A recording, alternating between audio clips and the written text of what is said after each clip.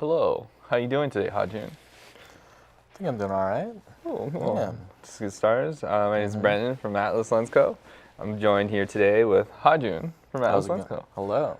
Yeah, How's it going? it's going good. A little rough start this morning, but I got my morning coffee, and I heard you had your morning water. Oh, we gotta get the morning water. Every time I get the bottle, I feel like I've been on set too much. I don't bother writing my name on the bottle. What I do is I drink the water bottle like in one go Just and in one throw it go. away. What? Okay, so In what the if it's same like a spot. gallon? Same rules. Okay. Same rule applies. You gotta finish it. Okay. Okay. They gotta wait for the take for me. Okay, so everyone's Yeah. waiting on set for you. So while we're waiting Yeah. on set, Yeah. before you got to that point in time when you're on set, Yeah. when did you start at Atlas?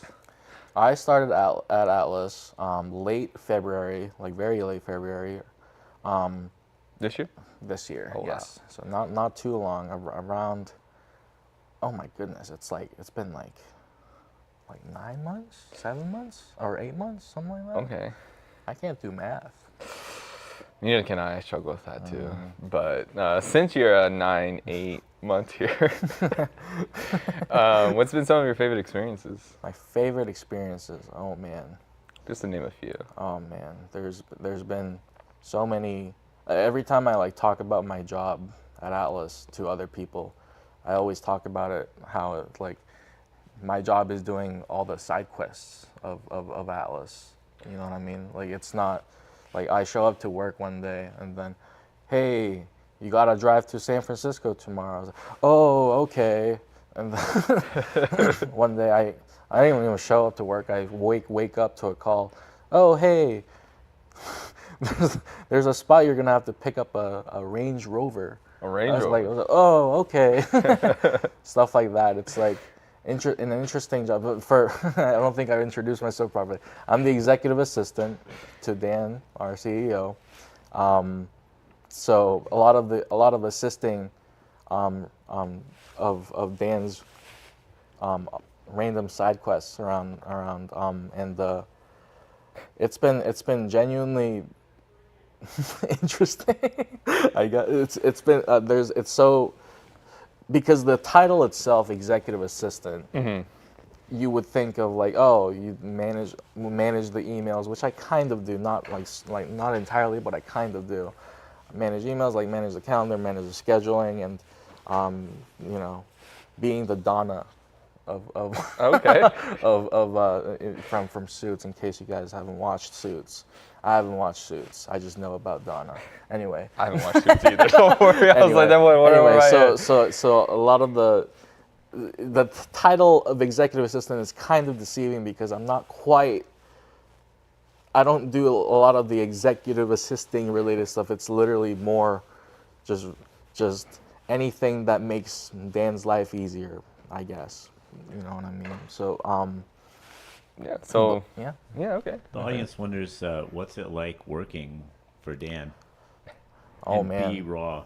Get as real as you want.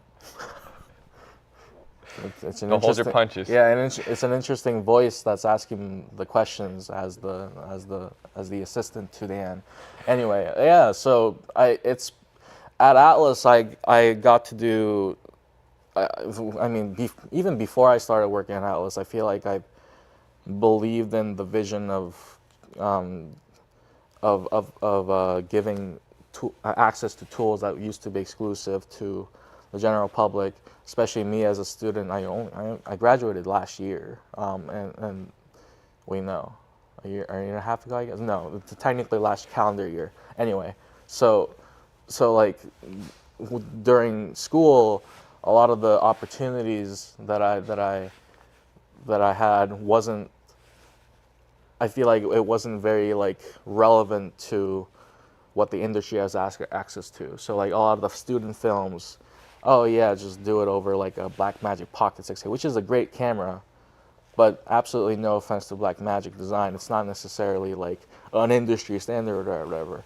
So like our school had like an industry standard equipment like the RE Alexa or like even the Ursa 12K. That's like some great cameras, but in terms of access to tools like not only lenses but even like lighting gear or even like even like the positions that we kind of like learn about, I feel like we don't necessarily like have access to how the industry actually does it out there. And there's like goods and bads, I feel like, in different like ways of like, oh well, on one side I feel like especially recently, the industry definitely has been changing. Definitely, I feel like I've been noticing a lot of like the indie stuff that has been growing a lot, and with their own rules and not necessarily following the Hollywood studio method or whatever.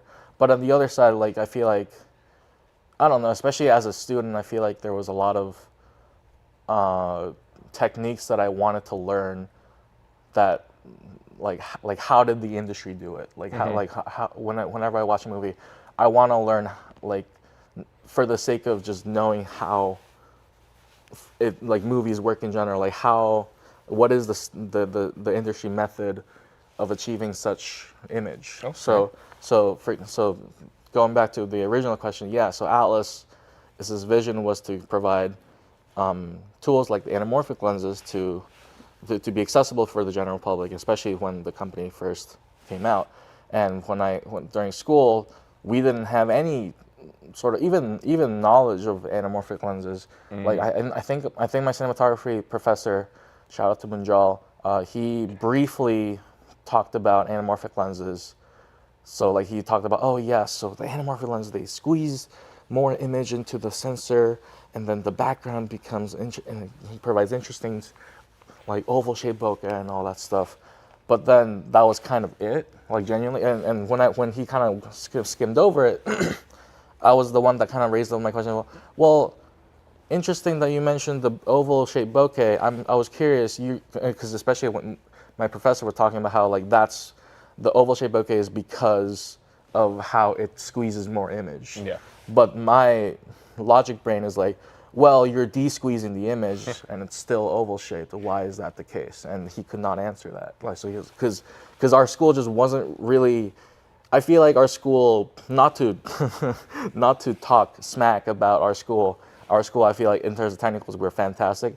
Again, going back to the industry standard of like how it was done, I feel like wasn't fully explained super well. Okay. So that kind of sparked during my school years, sparked my curiosity of how stuff like actually went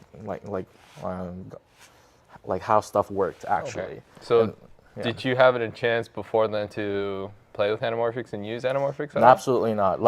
There was so like, I mean, not even talking about price, like it's just we had like, even like, especially when I started, I think we only had like 2 rental houses like around the area. A third one got added a little bit later called Gearhead.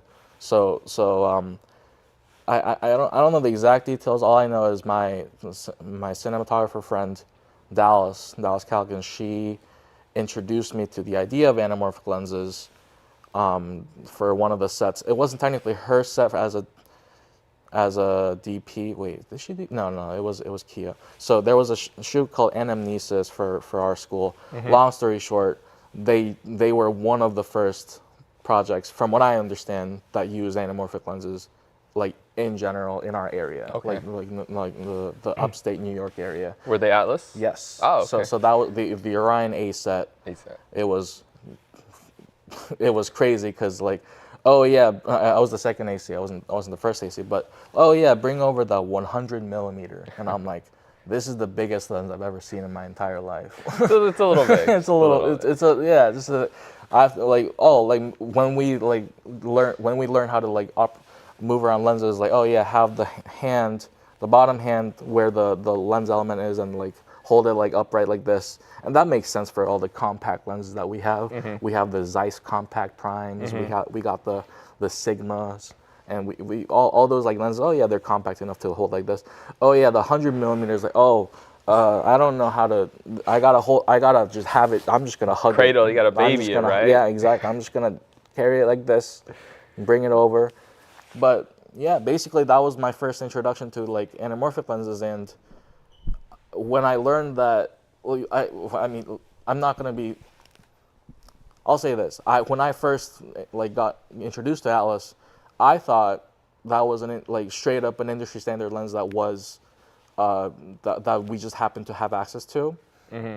But I only learned later, like, no. The production that I was involved in was around like 2019, 2020, something like Okay. that. And Atlas started like officially at least like 2017 or something like that. Yes. So I'm like, I didn't learn that until literally 2 years ago. And I was like, that was crazy. And upon learning more about the company and like the vision behind what Dan wanted to achieve, I was like heavily inspired by like how this company's vision is truly to provide access and make cinematography more interesting and personal. And that's something that I really, really appreciated. And yeah, No, that's it didn't necessarily, so yeah, like kind of going back to like Atlas, yeah, I love working here. I love pursuing that vision and pursuing my personal outlook of like how cinematography should be. And yeah. So, Hadrian, we got a serious question from the audience. First of all, someone's holding you accountable and saying we didn't get any answer to the question, what is it like to work for Dan?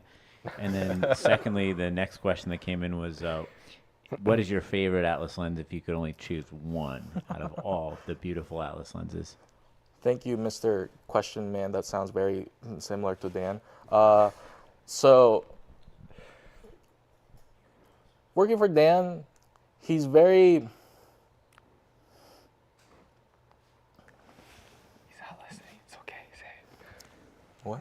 He's not listening. It's He's okay. not listening? He's not here. You don't have to be afraid. The guy who's asking the question, it sounds very similar. Yeah, but it's okay. I swear it's not him. No, but genuinely speaking, he's very... He provides so many different opportunities. Very awesome. It's just that he kind of just throws it at. It comes out of left field, right? He just kind of like throws it like so often. If anything, I'm very happy and very excited to I guess keep Have these accepting these opportunities. Yeah. But I won't lie when I say like, yeah, it's like sometimes, yeah, it can be a little overwhelming sometimes, but I feel like that's how I've been learning in general. Like, so like very brief, I know like it's a little bit off tangent again, going back to the whole like original set thing, like with Dallas. Yeah, that was absolutely overwhelming. I've never had an opportunity like that before. I kind of just was thrown in. It was that set was like, oh yeah, like, it wasn't they didn't choose me. It was, if anything, I was kind of supposed to be a replacement for this one other student that like couldn't make it. So okay, I gotta just do it. Like all these like situations that seemed to be overwhelming at that time, if anything, kind of like keep helping me grow as a person. So I think right now, again, won't lie, it can get a bit overwhelming, but at the same time, thanks to a lot of those opportunities, I appreciate that I can see myself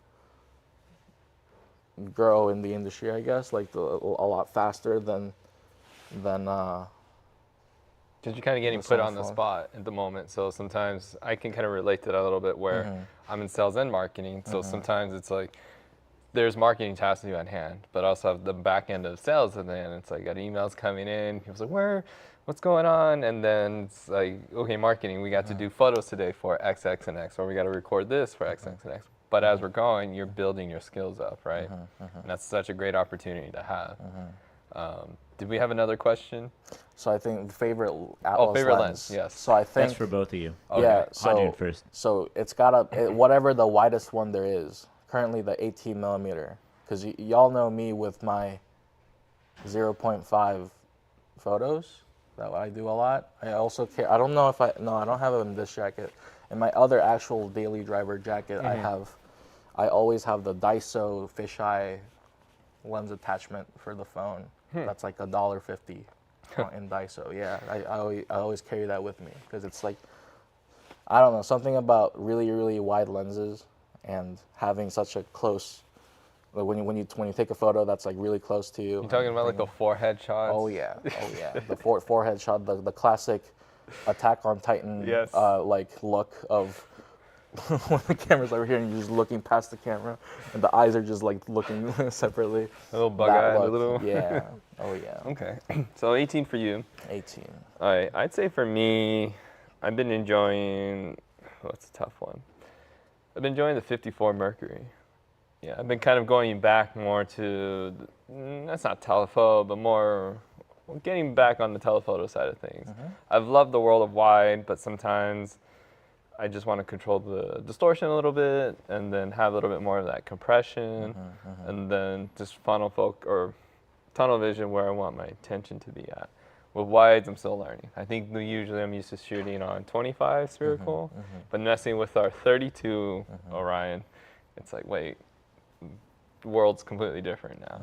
But it's cool because we have those options and tools available to us to try and mess with that and then compare. It's like, hey, this is the difference between spherical and anamorphic. So 54 is probably one of my favorites right now, though.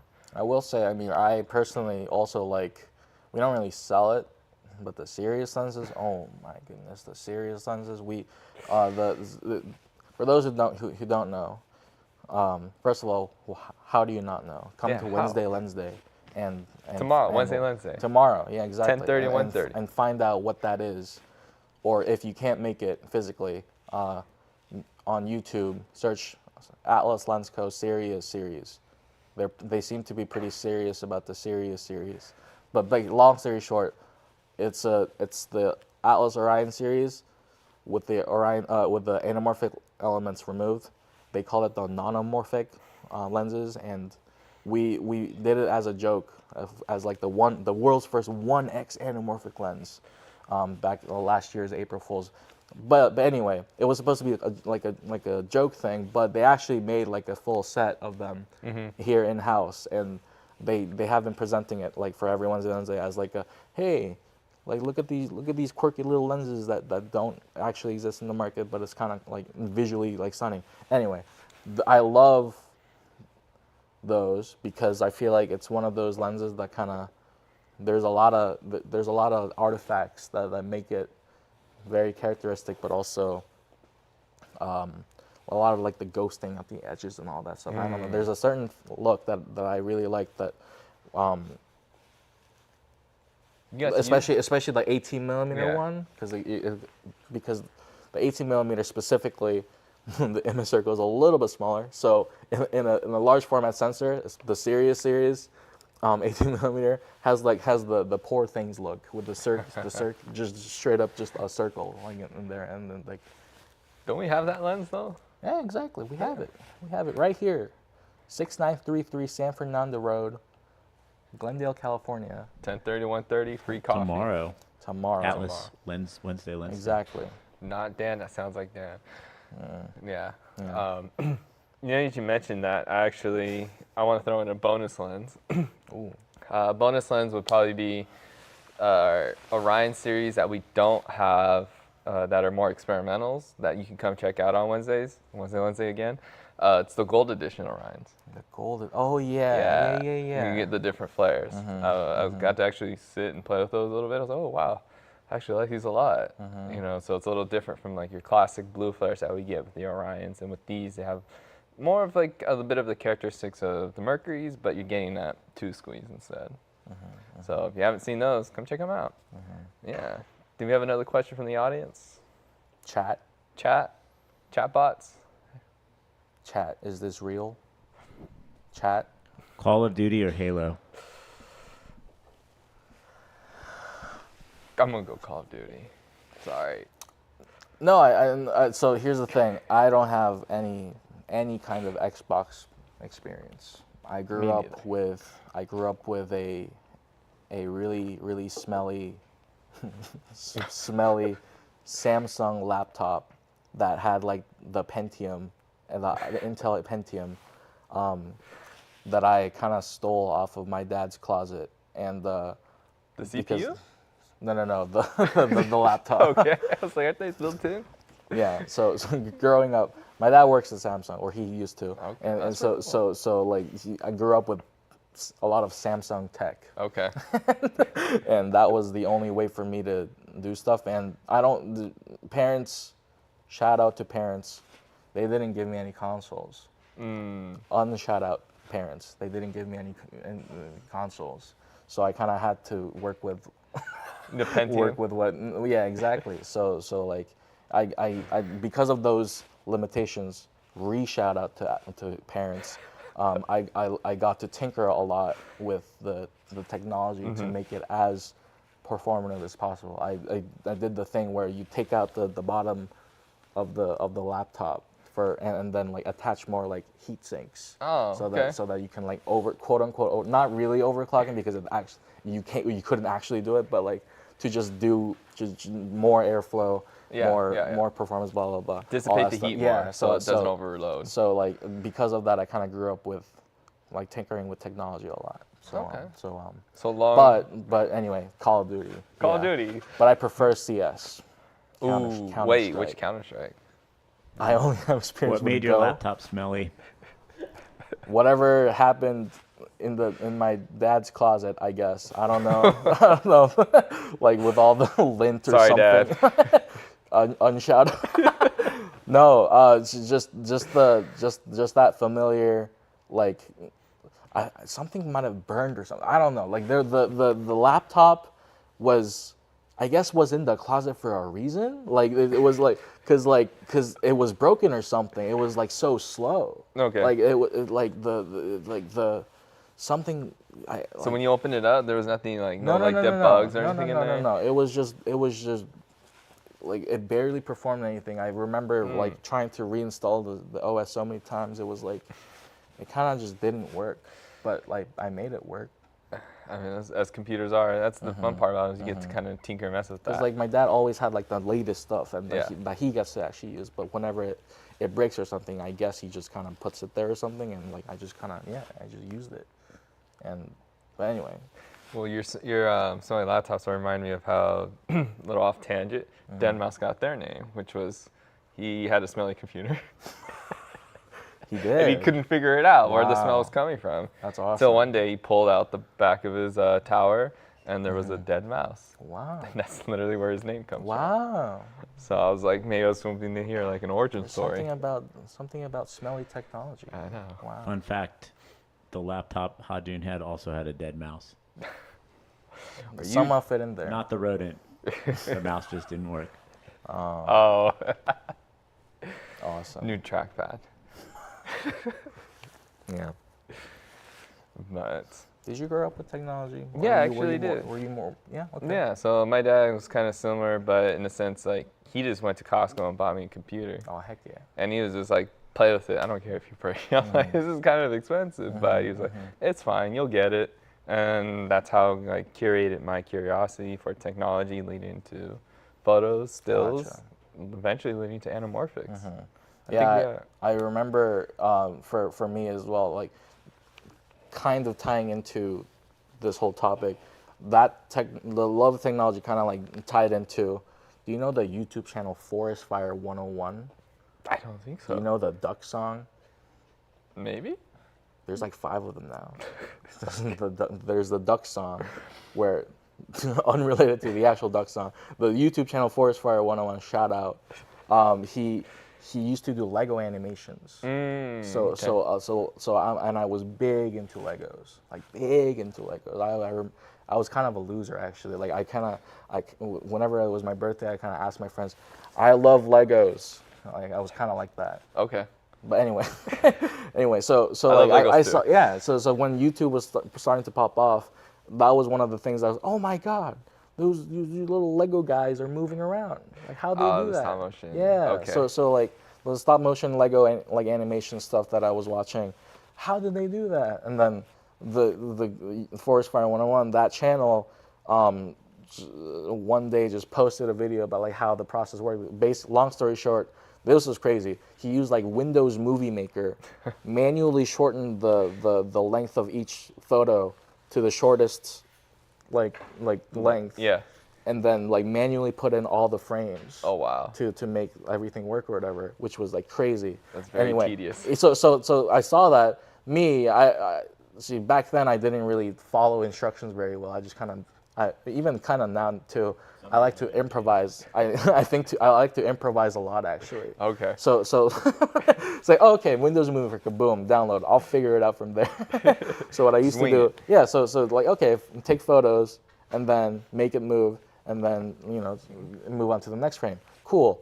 The thing is, when you launch Windows Movie Maker, you have the timeline. Really cool. You start loading in all the images, and you can shorten it to, I think it was like 0.7 seconds or whatever it was. Okay. So not that fast actually. I don't know what that translates to frames per second. But actually, wait.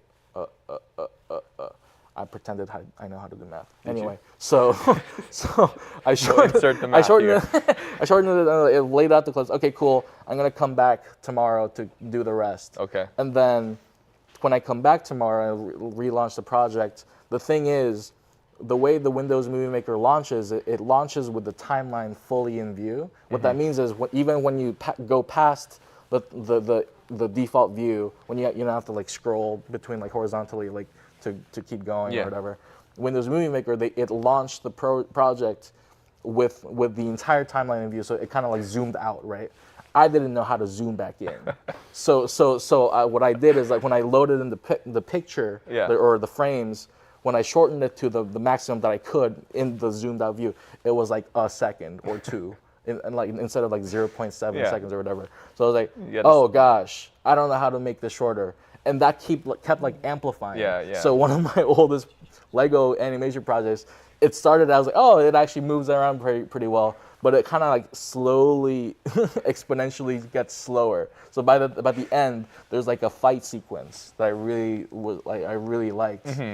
But the fight sequence was like, I'm gonna shoot you. That's funny. So question from the audience. I think we have another question. Question for both of you. So, what is your top camera that you think is in the market now, or from any time, from all time? Like favorite camera, favorite visual medium creator system. Favorite camera. And then there's a follow-up question after this gets answered. Favorite camera. I have one. If I can start while you. Yeah. So I think probably my favorite camera recently has been the Sony A7C.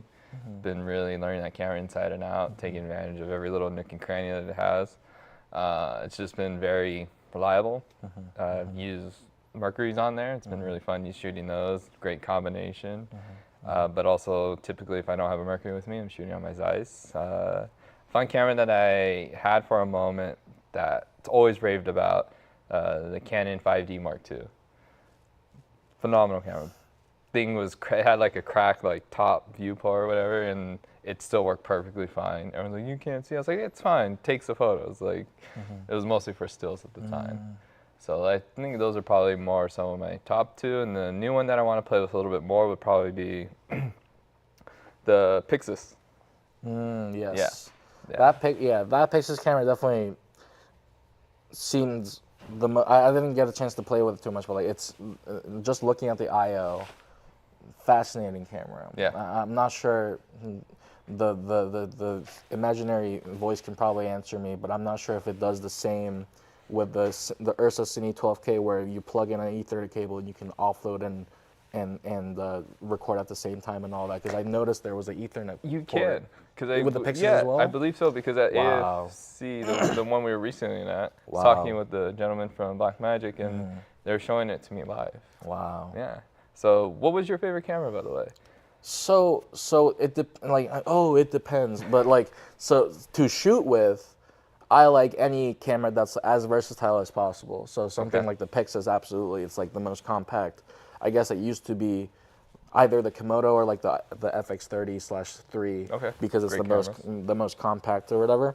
But in terms of, because I don't really like shoot that much myself. I really like to assist for the cinematographers being an assistant camera.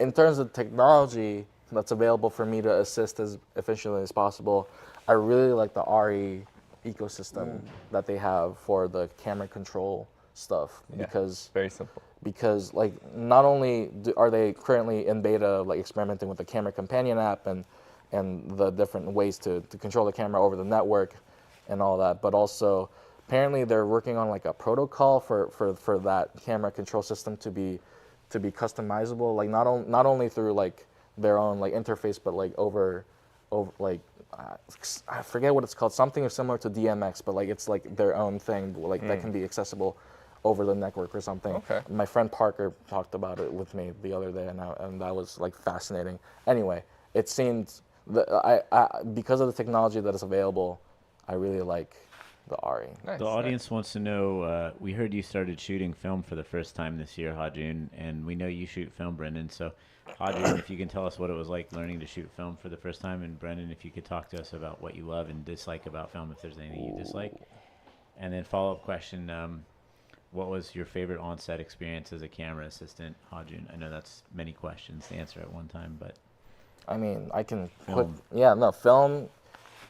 film is fascinating to me because even though I studied film in Rochester, the home of Kodak, I didn't get a chance to mess with film that much, other than how to assist for a camera like the ARRI SR3, like loading the film and all that stuff. But so yeah, I didn't get a chance to experiment with too much. So yes, a couple of months ago I started to mess around with film myself because I always wanted to. I think I've dealt with like disposable cameras like way back then, but that doesn't count. I kind of take the pictures and just kind of hand it off to, at the time, Costco. You know, Costco used to do that. That's crazy. I think they still do. They still do? I think they still do. Oh, that's crazy. They Actually. killed the combo pizza, though. Oh, they killed the combo pizza. But Glizzy Gulch is still open. Yeah. Gotta get yourself a glizzy. No, yeah. So basically, yes, I film is fascinating. So I started to experiment with it, and one of the things that I learned was the film.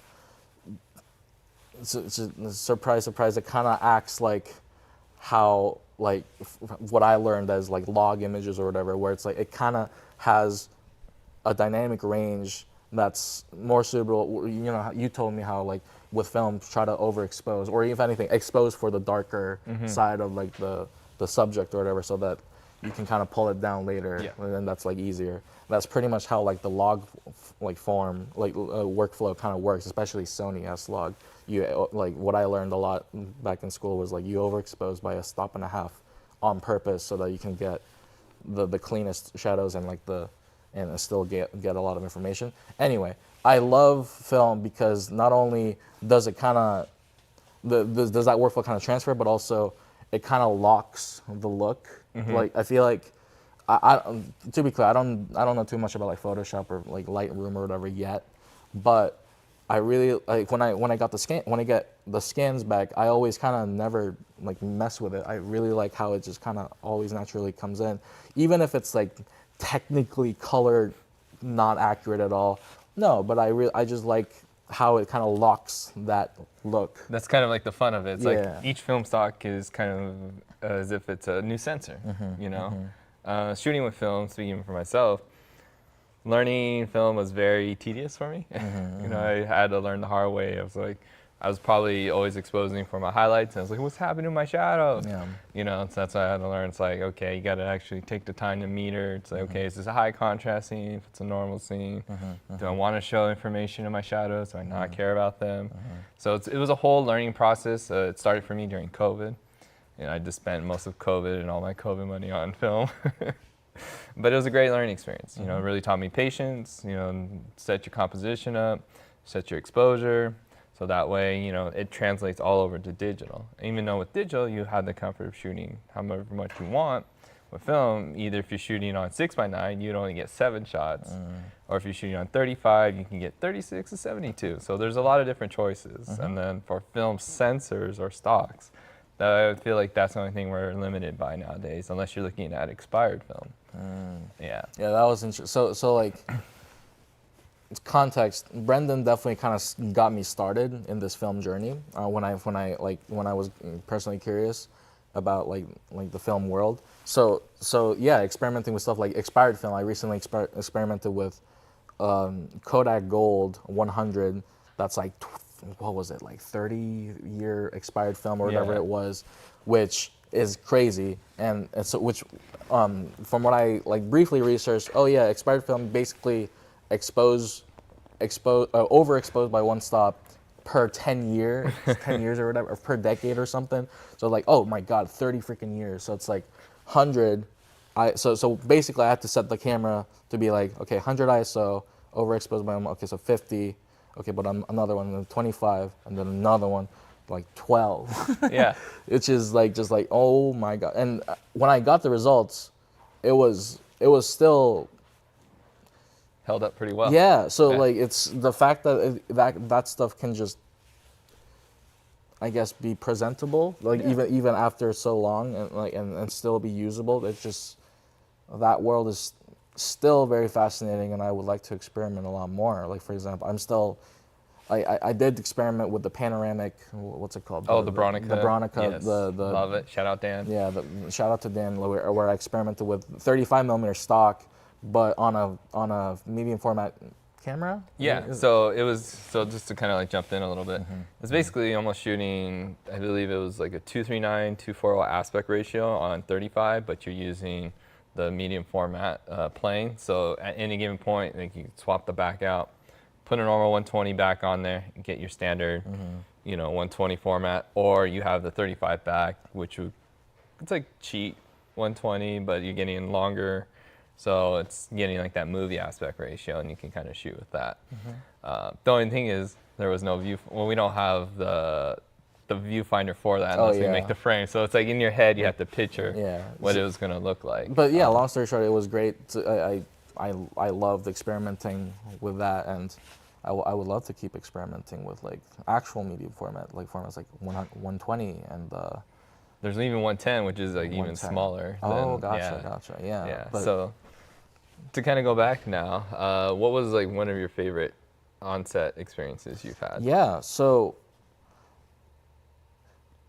one of my favorite was definitely, it was my first out of school professional set. It was over in Buffalo, New York, by a production company called Faith Street Films, I believe. Or no, the production company was, oh, it's in my head. It's basically this company that's based in Rochester that kind of drove over to Buffalo not Buffalo, but like that area to do this feature length episode or pilot episode for this show called Abilene. Basically, it was, I didn't know anyone other than one of the actors, if anything. His name is, what was his name? Oh gosh, he's gonna be mad. Oh gosh. It's okay. Basically, one of the crew that we worked with a lot while we were students ended up being an actor for this set, but he really liked how I worked as a camera assistant too much that an actor referred a camera assistant to this production. Second AC. Yeah. But still, it was a fantastic experience, and like I made it very clear when the DP contacted me out of that referral, like, hey, are you like fully comfortable to do this and this and that? And I still remember that, like, because I literally landed in LA, not to move, but to visit. And I landed and I saw the email. I was like, oh my gosh, okay. And the call was literally made at the Airbnb I was like briefly staying in, and it was like such a crazy like experience of, oh my God, this is gonna finally happen. I'm gonna be on set like outside of school for the first time. But on set, what I learned, or what one of the favorite was, everyone was just chill. I don't know. Like I feel like I expected to a little bit like. I guess it still felt the same as like student productions, in the sense that it was still very no high pressure, but like very, very relaxing environment, but also still very, very productive. Yeah. So it was my favorite because it was my highlights of my career where I realized that the idea that I had in my head of like how you should act on set wasn't as strict as I thought. You were like led to believe. But still, kind of knowing that I could still be productive productive and very like, as active and like helpful as possible on set. So and to use that to kind of I guess, standout Yeah. as well. And it was my favorite because the first AC, his name, I forget so many names. Oh my gosh! But the first AC, I literally have him in my contacts list as the cool guy. Shout out, cool guy. The cool guy. Look, I learned Tim. Tim was such a cool guy that like he kind of whenever I like ask questions like, oh, like is this gonna be an issue if we do this for this scene? I'm looking at the schedule. He's like, no, what are you doing? Just go. And all I had to do was literally just slay it and like just go pick up stuff that they might ask every now and then. But it was he one time he what did he do? He asked me to get something. I forget what it was, but it was a camera equipment I've never heard of in my life. So I went to go look for it, and at first he kind of made it sound like very urgent, like we're about to go into a take like in like 10 seconds. You gotta get this now, and then oh my gosh, okay. What are the keys for the dolly? The audience wants to know. So something like this. So like I'm like looking for it. Oh my god, I don't know where it is. I don't even know what it looks like. He described this case or something that was by the anyway, so I ended up bringing like 3 different cases.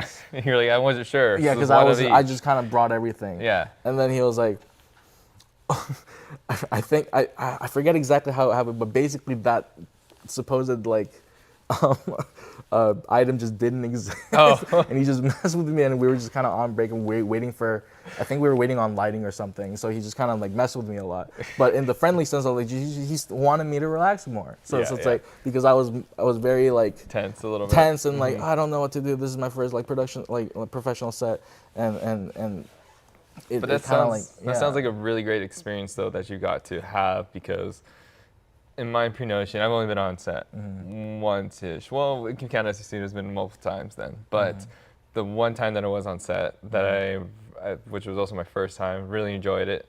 I was kind of expecting kind of what you were thinking, like, oh, gotta be yes, no, yes, you know. And it wasn't. It was more, you know, like, let's get the job done, let's do this, let's have this on standby. But it was also at the same time, it's like, I wasn't sure how to do this. Oh, no worries. Come here. We're going to learn. No, absolutely. And I'm not saying that is how all productions are. No. Absolutely not. There's productions that are very, very strict and very like, we got to do this in within a couple of minutes, and very, very high pressure environments and all that stuff.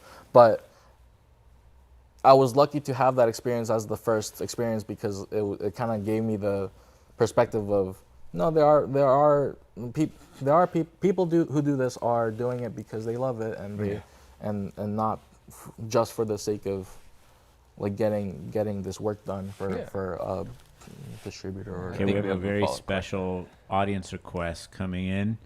They want to know about your favorite food, and they want you to freestyle rap about it, both of you, and they want to also hear about your favorite Atlas lenses and cinema cameras in 2024 and beyond. So here we go.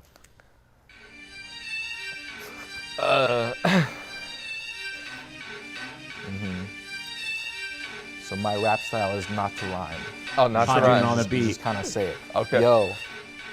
I love ceviche. And I love pizza. Oh, I hate pizza. Specifically pizza on set. Because what having pizza on set is very lazy. The carbs, they make me very sleepy. On set, it's very nasty. Get it? That was kind of crazy, actually. Yeah, you know, it wasn't bad. You got some bars there. Laptop in the closet with a Pentium PC. Gonna drop it on me. Here we go, Hajun on the beat. We got Brendan. Let's see you wrap it up, Brendan. Oh God, I'm Let's gonna go. crash and burn as I see these Canon 5D Mark IIs. That's all I got. What you gonna do? ACs. Download the footage with Freeze. Don't forget to use Frame.io. Let's go. Yeah, but This Imaginary Voice is awesome. Thank you. Yeah. Oh, I'm doing it all up here. Oh yeah, that's crazy.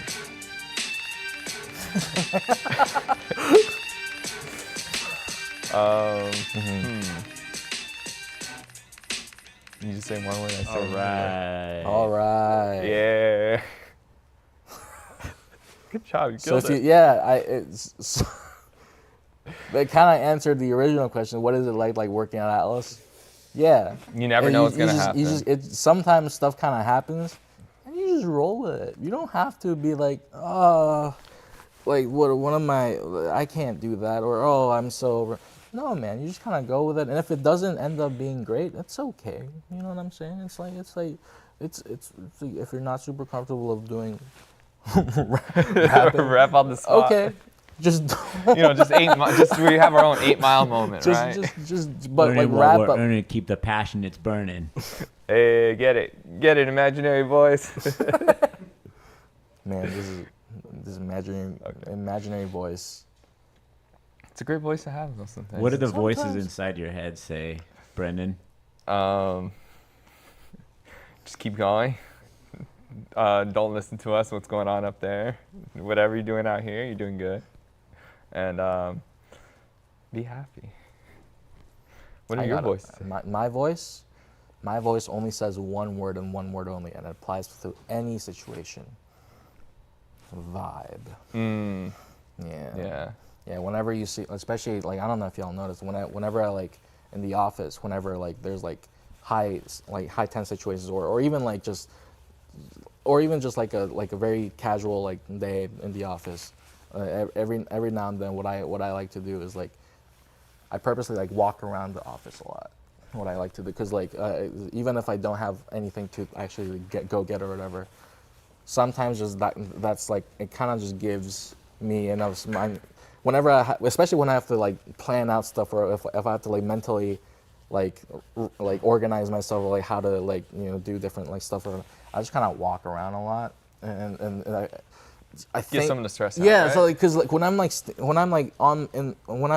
down, or not even standing down, when I'm like just being still in general, if I feel like I don't know what it is when I don't move, so does not my my train of thought train of slows thought. down. It's kind of like you gotta keep moving. Well, Sometimes. we'll keep you And moving. vibe. Keeping the vibes. Yeah.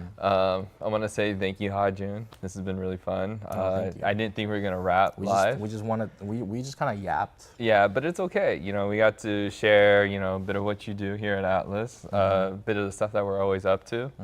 And everyone out there, I want to say thank you for joining us today. And don't forget to check out our Wednesday tomorrow, 10:30 to 1:30. Put in the comments your least favorite set food. There you go. Your least favorite Wheel set that's food. a wheel. I hate pizza on set. Lazy producers. Whoa, calm down, Coach. It's okay. Yeah. At least Let's they're cause feeding drama. us. Thank you. If it's Cause round, drama. he ain't down. A Cause meal that's a wheel, we he love- ain't eating it. that should be the next marketing direction. Let's just cause drama. I mean, we can cause chaos. I'm down for chaos. But with that being said, Ha-Jun, thank you. It's been a pleasure. Villain origin story unlocked. And we'll catch you guys tomorrow. And we'll see you next week for our next telecast. It's going to be pretty cool. And talk to you later. Bye. Arrivederci.